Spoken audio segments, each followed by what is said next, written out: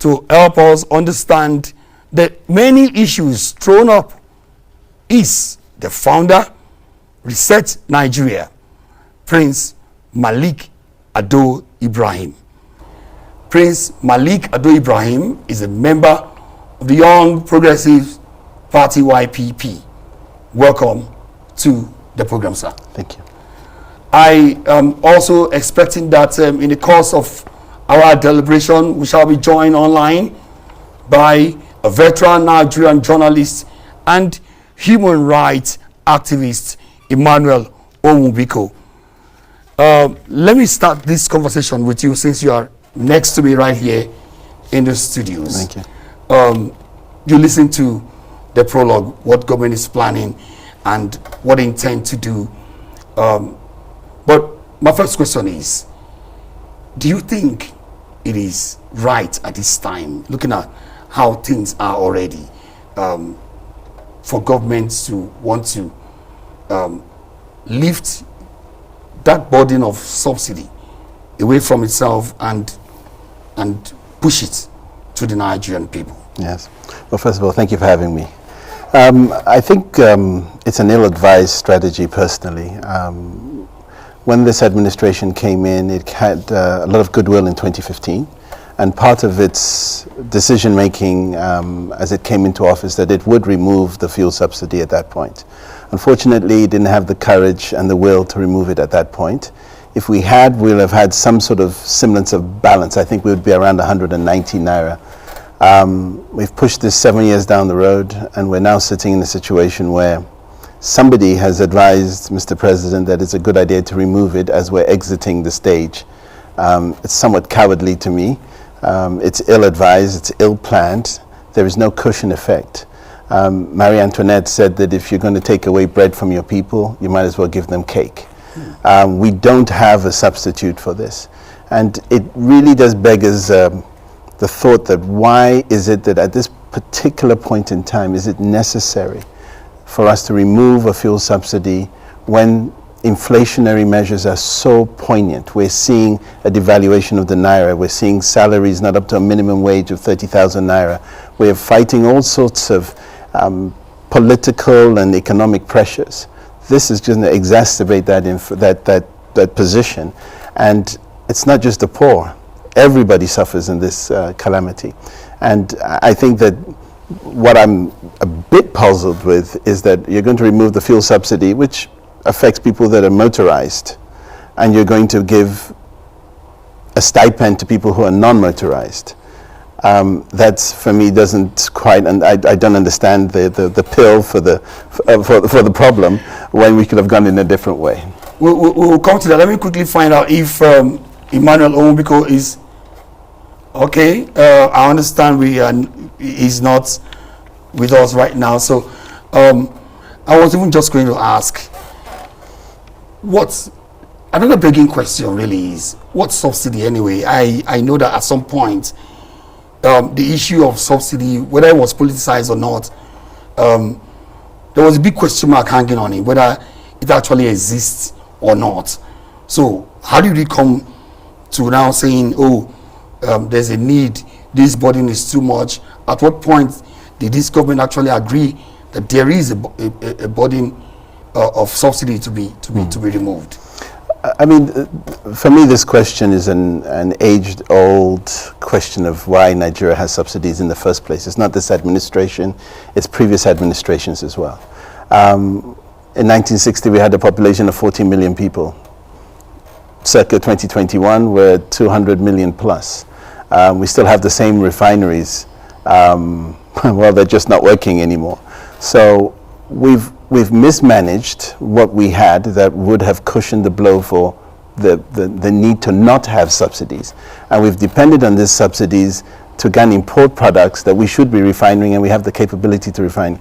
It's a bizarre situation that we find ourselves, and it really goes to prove that government should not be in the business of business. If we had privatized those refineries, they'll be optimized right now. We would not have to be considering subsidies. And if this Dangote refinery comes on stream, it would have even made it more of a pleasure to Nigerians to know that we're an all-rich country. And so we've missed an opportunity, and we're still not fixing the fundamental problem, which is we're an oil-producing country with 3 refineries, 2 of which can use our crude. The third uses an imported crude type that we don't produce. So we've mismanaged our assets. And I believe that what we need to be doing is try to figure out how we fix that situation so the subsidies fall off and roll off instead of burdening Nigerians and the poor with this really incredible situation of a price hike. Now, before coming into this program, and in the course of me trying to do some bit of research, what I noticed is that the price of fuel price in Nigeria, when I compare that with other African countries, I think Nigeria was like the 3rd on the ranking. First was Angola, the lowest, and then Algeria, followed by Nigeria. Don't you think that looking at that kind of a table where you have Nigeria having the lowest price as at now among all the countries, even within its West African sub-region, yes, you don't think there's a need, actually, a genuine need by government to say, look, given the price of fuel in the international market, there's a need for us to raise the bar? The countries you've mentioned are all oil-producing countries that have managed their assets very well. We should have cheap oil for what God has given us in the ground. We shouldn't have expensive oil, but like countries like Guinea-Conakry or Ghana, which is I think Guinea is at 2 euros per liter. Ghana is about 400 now. And so we're not, we can't even compare ourselves. We are the 5th or 6th largest producer of oil in the world. What we should have done is really focus on how we refine what we have so the people benefit from what God has given us. And that is where we have mismanaged our assets. In order to cushion that blow, we've subsidized, or governments, progressive ones and non-progressive ones and military ones, have decided that in their best interest to keep the people happy, you subsidize this, and it's a false subsidy because the fundamentals of business were not taken care of. If the refineries were working properly, we'd have a nation that would be doing much more than it's doing right now. We'd be in the petrochemicals business, we'd be doing a lot of things with our natural resources, with our gas. So that really has been the fundamental issue, is government should not be in the business of business, and it should be in the business of governing us and providing enabling environments for businesses to take over these refineries, for example, and then turn them into profit-making situations where Nigerians benefit for generations and not what we find ourselves in today. Now, I know that government has come up with a figure of about 40 million Nigerians who are qualified to benefit from the arrangement they're trying to put in place. Yes. But I also know that there hasn't been any population census in this country in the last 10 years.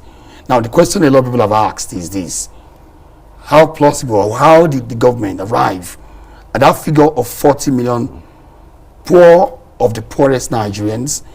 Are we not sure that there are even more Nigerians, who fall within that category at a time when our nation has been badly classified as the capital of poverty headquarters in the world? Well, I denounce that in the Almighty's name. We're definitely not that label. Isn't that bad?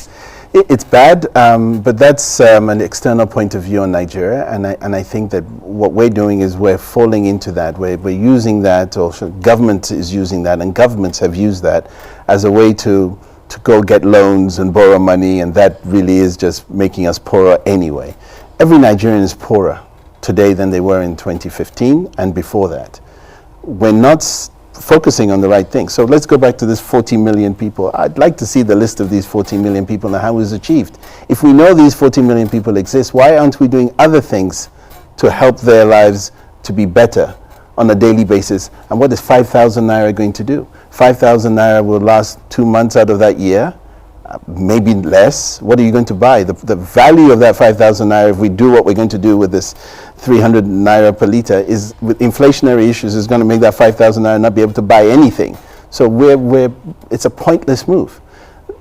Fundamentals of a society should tell us that if we know that the poor are going to suffer from this hike, then why aren't we giving them better transportation?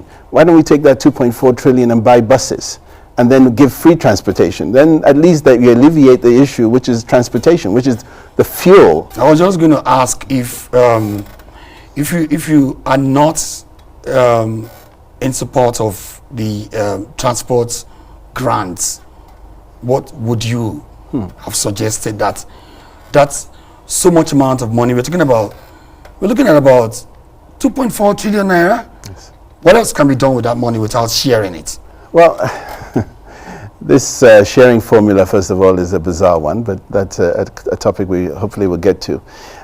We should invest it in modernity. There are ways in which transport can be less of a headache to a country so blessed with sunshine. We should have electric vehicles running around Nigeria. We're not going to be using our diesel and our crude oil. We should be selling those things instead of using them. We would have had transportation at a much cheaper price. We should have fixed our infrastructure, because before you can remove any of these things, before you can even consider removing the fuel subsidy, better roads, better public transportation, and then people can actually see the government has worked for them. But at this point in time, we're going to remove the bread and not have cake to give our citizens. If we thought NSARS was something that was caused by police, it's scary to think of what could happen if the Nigerian people realize that this is not to their benefit. It would be a horrendous situation. And I beg government to reconsider this federal imposition that they're going to give us and look at solutions rather than this cash gift. It's never worked. It didn't work with the COVID cash payout. It didn't work with women's cash payout. It hasn't ever worked. It doesn't work. Nigerians don't work like, give us something that the man in the street can see. Give us better roads so we're not facing the same bump every day that expands into a ditch and the cars can't go over it. No matter what you do, you'll be sitting in traffic with that 300 naira going nowhere fast. And so my plea to the President of the Federal Republic of Nigeria, we do not need to harm our people anymore. Please tell your ministers to consider issues in which our people can not even express themselves, but really see the government has worked for them. This administration is on its way out. Live a legacy product. Give us better roads. Let's get technology that helps us move our people better instead of taking the fuel subsidy and just punishing. It's a punitive issue. It's nothing other than that. Let's go on a very short break, and then when we come back, we will continue with this discussion right after the break. When the issues are critical, germane to Nigeria's democratic process, politicians can only be seen maybe on television by judges. They should not intermingle, because once you intermingle, then you destroy the systems.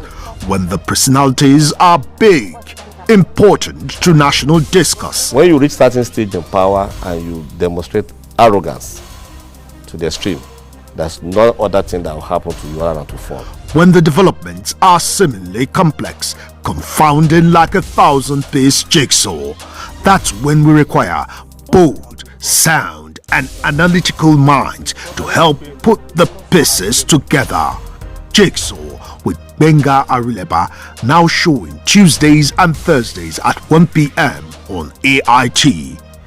Jigsaw, demystifying the issues.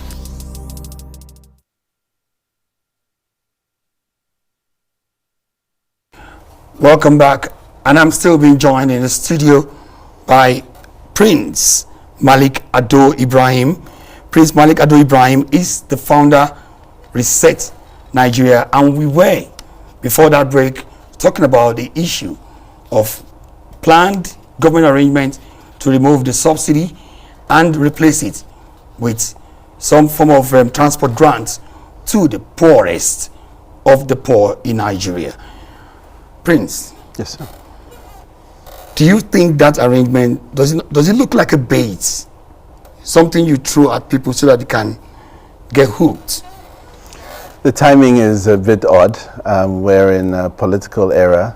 I would suggest that this may smack in a way to look like it's some sort of largesse to entice people. But this is a serious issue for us all. It doesn't matter if you're rich or poor. This double in the price of fuel is going to affect everything we do, whether you're buying bread, a fan, a bed, or just going to the grocery store. Everything is going to be affected. The inflationary issues of what this is going to do is just, it beggars belief, because somebody has the economic pulse of this country, and I'm positive they have ill-advised the president of this country about what's going to happen with this. Now, another worry that I have is, why is it that every single time we seem to always want to take the easy way out? There is this maybe cash crunch somewhere, we need money, and then the first thing we do is to look into the oil. Can't we do something else? Some people have suggested that maybe, what about cutting the cost of governance for a start? Well, oil represents 7.4% of the economy's, what we generate in this country, 7.4%. The other 92% is in other industries other than the oil and gas sector. If you look at it from a layman's point of view, that money comes to government hands and is used for the business of governance. It doesn't run our daily life. And it's bizarre that we're going to take a tool that 7.4% allows us at least some ease of transportation and movement in the country. And we're going to now penalize people for bad governance, for historical bad governance. I can't point the finger at this administration. We must go all the way back and say, from when we built those refineries, we didn't plan ahead. We always seem to plan for today. We don't seem to plan for tomorrow. We don't seem to plan for our children. So what's happening now is when it bites, we didn't have anything. We didn't have residual. We didn't have a savings account of anything. So we're sitting in an oil and gas economy, and the rest of Nigerians are 92% out of that oil and gas economy, and they're looking at other things. Technology has grown. Our power hasn't improved. Things government touch, none of them have improved. Government should hands off. And if we could do that, if we can find a way to just reset